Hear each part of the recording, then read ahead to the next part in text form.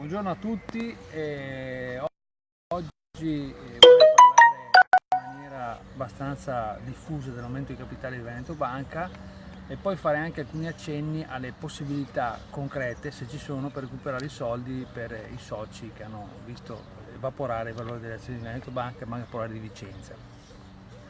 Cominciamo l'aumento di capitale di Veneto Banca, inizierà domani l'aumento di capitale di Veneto Banca.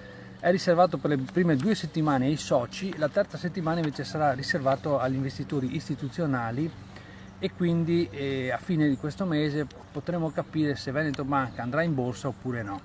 Per andare in borsa Veneto Banca deve avere almeno il 25% del flottante e quindi bisogna che del miliardo di aumento di capitale almeno il 25% venga acquistato da organizzazioni, investitori, soci esterni al Fondo Atlante. Allora, in queste ultime ore si sono succedute tante voci. La cordata che fa capo a Bruno Zago per Veneto Banca ha detto che sono disponibili a sottoscrivere la parte di aumento di capitale pari a 250 milioni. Poi ci sono state altre voci che hanno detto che non sono in grado di farlo e che interverrà al 100% il Fondo Atlante, replicando la situazione che è già successa con Banca Popolare di Vicenza. Io personalmente credo che la cordata di Bruno Zago non abbia la capacità finanziaria per sottoscrivere l'aumento di capitale fino a 250 milioni e quindi che si vada a una soluzione, a una situazione molto simile a quella di Banca Popolare di Vicenza. Alla fine il Fondo Atlante comprerà l'inoptato e quindi Veneto Banca per il 98-97% anche di più diventerà proprietà del Fondo Atlante, che poi forse la fonderà con Vicenza creando un unico istituto. Ecco, la cordata per Veneto Banca capeggiata da Bruno Zago è stata veramente in queste settimane molto ondivaga, nel senso che hanno detto facciamo l'aumento, non facciamo l'aumento, però non è facciamo, non facciamo. Il problema è noi come associazione abbiamo già chiesto anche per Veneto Banca è capire se hanno la capacità finanziaria di affrontare questo aumento di capitale per una cifra molto importante come 250 milioni e soprattutto vorremmo anche capire da questa cordata che posizione hanno rispetto ai prestiti in sofferenza, perché nell'ultima assemblea di Veneto Banca del 5 di maggio il presidente Bolla ha detto chiaramente che questa cordata ha prestiti nei confronti, ha una posizione debitoria nei confronti della banca pari a 900 milioni, di cui 400 in sofferenza. Per cui la domanda viene spontanea: se questa cordata di imprenditori ha una posizione in sofferenza verso la banca di 400 milioni di euro, che sono molti, come riesce a trovare 250 milioni per fare un aumento di capitale se ha questa posizione verso la banca? C'è un'evidente contraddizione in tutto questo. E noi abbiamo già chiesto a Bruno Zago, che non ci ha ancora risposto, di chiarire su questo punto. Questo punto è molto importante, è una questione di doverosa trasparenza verso i soci, piccoli e grandi, e verso anche le istituzioni finanziarie, verso il mercato, visto che Veneto Banca vuole quotarsi in borsa. Per cui alla fine lo scenario si prospetta simile a quello di Banca Popolare di Vicenza, con buona pace di tutta l'enfasi sul territorio, le banche del territorio.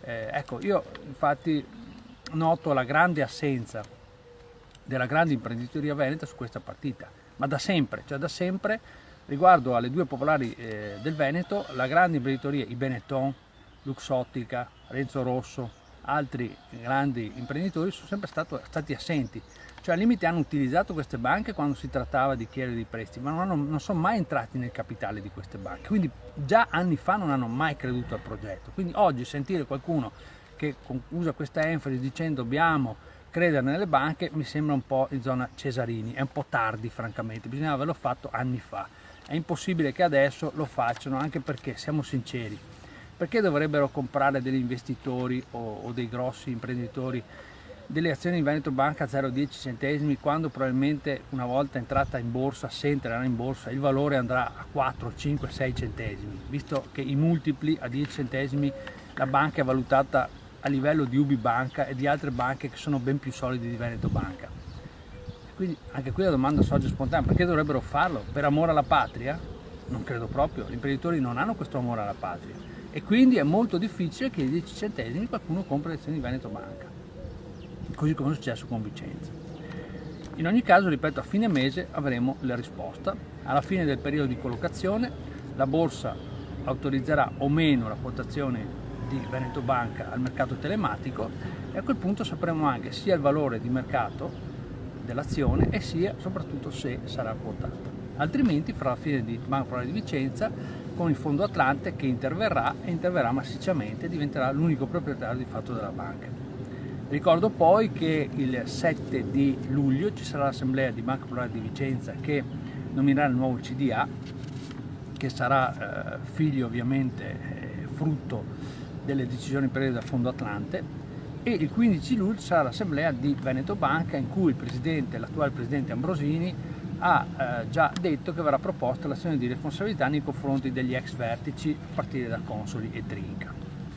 Quindi nel prossimo mese succederanno molte cose, bisognerà poi anche capire, dopo l'aumento di capitale di Veneto Banca e quindi capendo chi sarà il nuovo proprietario, cosa succederà riguardo all'attuale CDA, il cui presidente Ambrosini, il vicepresidente Schiavon, estremamente chiacchierato anche Schiavon, perché comunque Schiavon in queste ultime settimane c'è stata una notevole polemica riguardo alcuni regali che avrebbe ricevuto, anzi che ha ricevuto da Veneto Banca qualche anno fa, e in particolare dall'ex amministratore delegato Consoli per fare dei corsi, ma poi ha accettato questi regali, un orologio del valore di 11.000 euro, una bicicletta del valore di 5.500 euro, per cui Ambrosini, Schiavon, tutto questo CDA in realtà appare già molto disunito e appare già un CDA che ha dei problemi al suo interno, non è una squadra coesa, ci sono i problemi con i grandi soci per Veneto Banca, ci sono anche le polemiche fra Bruno Zago e lo stesso Ambrosini, e quindi è una situazione che in realtà è molto confusa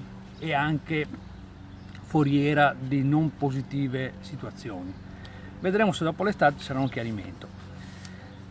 Volevo fare anche un altro accenno a questo punto, poi ovviamente per brevità non potrò andare troppo nei dettagli, ma questo poi rimando a successive trasmissioni e soprattutto ai prossimi incontri che organizzeremo sul territorio, riguardo alle possibilità che hanno i soci di recuperare i soldi persi. Allora, attendere che la politica dia una risposta, come nel caso di Banca Etruria, è sbagliato. Nel caso di Banca Etruria hanno perso soldi investitori che hanno investito in obbligazioni, come nel caso anni fa delle Parmalat o dei bond argentini. In questo caso abbiamo degli investitori che hanno comprato azioni, e quindi sia il vice ministro Zanetti sia Carlo Padoan, ministro dell'economia, l'altro giorno a Trento al Festival dell'Economia, hanno detto chiaramente che non ci saranno ristori per i risparmiatori. Essendo che sono delle azioni, quindi degli strumenti di rischio, è assai difficile che il governo intervenga, anche perché la Comunità Europea non permetterebbe di intervenire su questo. Quindi anche qui io credo che sia arrivato il punto e il momento che molti risparmiatori capiscano questo e capiscano quindi che l'unica possibilità per tentare di recuperare i soldi persi sia quella di fare un arbitrato presso la Consob. Il 16 maggio è entrato in vigore il nuovo regolamento che estende le competenze dell'arbitro finanziario, le estende fino a 500.000 euro, e per tutti i casi di mancanza di trasparenza nel prospetto informativo e anche altri casi, per cui io consiglio caldamente tutti i soci di Veneto Banca e Banca Popolare di Vicenza di intraprendere la strada dell'arbitrato presso la Consob. L'arbitrato è gratuito, a parte la memoria che può presentare il singolo socio o individualmente o tramite avvocato, meglio farlo tramite avvocato. In un lasso di tempo di 90 giorni da quando ha ricevuto la memoria, la Consob emette un verdetto, è un verdetto extragiudiziale, e quindi è un verdetto che in forma rapida accoglie o meno la richiesta del singolo socio. E quindi è uno strumento molto valido perché, ripeto, è gratuito, è rapido, non comporta neanche dei determinati costi a livello non solo economico, ma anche il reclamo si può inviare in via telematica, e quindi credo che sia una forma molto buona per tentare di risolvere questa situazione. Quindi credo che l'arbitrato presso la Consob sia il miglior sistema e lo suggerisco a tutti. La nostra associazione attiverà degli sportelli sul territorio proprio per aiutare e assistere tutti i soci che vogliono intervenire e portare avanti questa istanza. Ricordo che per attivare l'arbitrato è necessaria l'invio alla banca della lettera di messa in mora, e quindi la nostra associazione, ripeto, sarà presente con vari sportelli sul territorio. A partire dal mese di giugno forniremo nei prossimi giorni anche il calendario completo, e chiunque può rivolgersi alla nostra associazione tramite previa iscrizione per attivare la lettera di messa in mora e per poi partire con l'arbitrato. Noi abbiamo un pool di avvocati che ci assistono, tra cui l'avvocato Rocca di Milano, con cui abbiamo fatto un interessante incontro ultimamente a Bassano, che sono a completa disposizione per verificare tutta la documentazione e per predisporre tutto l'iter per l'arbitrato alla Consob. Ultimo punto, infine, sento ancora parlare di tavoli di conciliazioni che Veneto Banca e Banca Popolare di Vicenza vorrebbero fare con le associazioni dei consumatori. Mi sembra una cosa ridicola. Ridicola perché? Per quanto riguarda Veneto Banca, un tavolo di conciliazione fatto da una banca che non si sa ancora se andrà in borsa, chi sarà il nuovo proprietario, mi sembra una cosa veramente ridicola. Poi se c'è qualche associazione di soci o di consumatori che illude i soci su questo punto, li sta illudendo. Sono tavoli fatti soltanto per prendere tempo e far vedere che si fa qualcosa. Questi tavoli non si faranno mai, e se mai si facessero porterebbero a proposte ridicole, cioè proporrebbero delle briciole, perché queste banche non possono ovviamente accettare la marea di consumatori e soci che sono stati gabbati. Se anche soltanto 3 o 4 mila persone chiedessero dei ristori, non ci sarebbero i soldi, se non in minima parte, per accontentare tutti.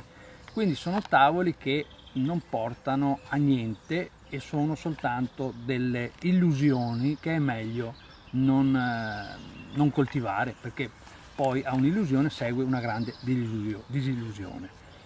Ecco, io credo che ho toccato un po' in forma abbastanza rapida tutti i punti che mi interessavano, quindi rinvio ai prossimi appuntamenti sul territorio con questi sportelli amici che apriremo quanto prima. Invito tutti a consultare la nostra pagina www.assopopolarivenete.it e a seguirci anche su Facebook. Questa mattina inizio con questo nuovo format, credo che lo porteremo avanti perché è un format interessante. Molte volte lo scritto non spiega, non è efficace quanto la parola, anche viceversa. Comunque sia, tutti questi video poi saranno regolarmente consultabili nei prossimi giorni sul sito, in Facebook e anche su YouTube, e quindi chiunque può avere accesso e ascoltare le repliche a questa mia registrazione.